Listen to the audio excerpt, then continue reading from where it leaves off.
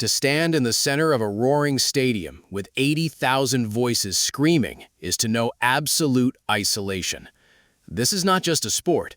Total Football Nexus presents a deep investigation into this psychological furnace. The 2026 FIFA World Cup has shattered the illusion that historical reputation guarantees absolute survival. Critics argued that expanding the tournament to 48 teams would dilute the quality, yet it has only intensified the desperation of the group stage and the knockout rounds. In this arena, the elite are no longer safe. They are now constantly and brutally hunted. The path to the quarterfinals began with immense friction during the round of 32. Traditional giants were pushed to the absolute limit. Spain dominated Austria 3-0. While Switzerland eased past Algeria 2-0. Colombia edged Ghana 1-0, thanks to a beautiful 14th-minute strike from Jean Arias, which was brilliantly teed up by early substitute Luis Suarez. Yet other powerhouses faced terrifying moments of vulnerability. Argentina survived a massive extra-time scare against Cape Verde, escaping with a narrow 3-2 victory after their opponents threatened one of the greatest upsets in football history. When the round of 16 arrived, the tension escalated into pure drama. Consider the five-time world champions Brazil. Under Carlo Ancelotti, the Seleção believed their legacy would carry them through, but they met a clinical Norwegian side that refused to respect the yellow jersey. Before the match, Ancelotti admitted he had no specific anti-Haaland plan. That proved fatal. In the 79th minute, Erling Haaland broke the deadlock. In the 90th minute, the striker struck again. Despite a late penalty from Neymar, Brazil was eliminated. Haaland declared it the sickest day in Norway's history, celebrating a historic tactical triumph over a sleeping giant. In Toronto, another legend faced his mortality. Cristiano Ronaldo, competing in his 6th World Cup, stood on the brink of history. Yet Portugal's campaign ended in agonizing fashion against Spain. It was a grueling, low-risk chess match. In the 91st minute, Mikel Merino found a pocket of space and scored a devastating winner. Ronaldo walked off the pitch in tears, his last World Cup match ending in heartbreak. Coach Roberto Martinez resigned immediately, leaving Portugal to ponder a chaotic future without their captain. For the co-hosts, the United States, the collapse was equally brutal. Under Mauricio Pochettino, the Americans dreamed of home soil glory. Instead, they were torn apart by Belgium.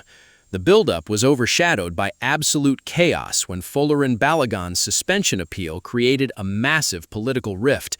FIFA's decision to allow Balogun to play outraged the Belgian camp, who felt a deep sense of injustice. Even Donald Trump intervened, calling the referee suspect and demanding that Gianni Infantino resign. On the pitch, Belgium delivered a ruthless response. Charles de Ketelaere scored twice, Romelu Lukaku dominated, and Belgium cruised to a 4-1 victory, leaving the American dream in ruins.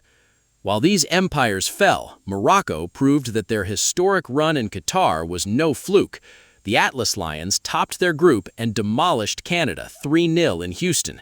Led by Mohamed Ouahbi, they entered the knockout stage on a stunning 34-match unbeaten streak, acting as the reigning African champions. Brahim Diaz operated as a world-class creative genius, leading the tournament with 4 assists. They are no longer underdogs. They are genuine title contenders. Tortury. The tactical battle on Thursday will test whether Morocco can break France's formidable defense. The French side, led by Mbappe, has scored 14 goals while conceding only 2. Yet the Atlas Lions possess a unique psychological resilience. How will Morocco manage without the injured Ismail Saibari, their clinical attacking midfielder? The answer to this deep tactical puzzle lies in how their extremely compact defensive structure responds when Mbappe exploits the wide channels at blinding, devastating speed with his absolute psychological. Part 2. The Battle of Kingdoms and the Ultimate Redemption. If France versus Morocco represents a clash of absolute power, the remaining quarterfinal fixtures introduce a level of psychological warfare that borders on the theatrical. These matches are not merely contests of tactical systems. They are battles of raw human emotion, played under the blinding spotlights of the world stage. Every player carries the weight of a nation, knowing that one error will define their career forever. In Los Angeles, Spain's flawless technical machine confronts Belgium's resurrected powerhouse. La Rocha has achieved something truly remarkable, navigating the group stage and the knockouts without conceding a single goal. Their defensive structure is a masterclass in spatial control, suffocating opponents before they can even think of attacking. But Belgium is a team forged in the fires of controversy. Armed with Charles de Keteler's clinical efficiency and Romelu Lukaku's overwhelming physical presence, the Red Devils are scoring with frightening ease. It is a pure ideological conflict. Will Spain's flawless defensive shape contain Belgium, or will Belgian power break the Spanish wall? On Saturday, the narrative tension shifts to Miami, where Erling Haaland's Norway faces Tuchel's England. Norway enters this contest with a deep sense of historical destiny after sending Brazil packing in a shocking upset. But England is a different beast entirely. Tuchel has instilled a ruthless, survivalist mentality within the squad. The Three Lions escaped a hostile Estadio Azteca in the previous round, defeating Mexico 3-2 in a match that literally forced the Mexican manager to resign immediately. Under Tuchel's tactical guidance, Jude Bellingham has reached his absolute peak, scoring twice to rescue England. Yet England faces massive selection headaches, as several players are on yellow cards and risk missing the semi-finals entirely. Can the English defense halt the Haaland juggernaut, or will Norway continue their fairy tale run? The final piece of the quarterfinal puzzle belongs to Kansas City, where defending champions Argentina collide with Switzerland. Argentina's journey has been an agonizing, nerve-wracking roller coaster.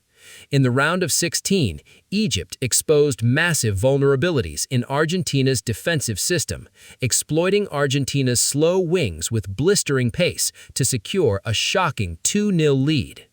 Yet just as catastrophe loomed, Argentina produced a legendary escape.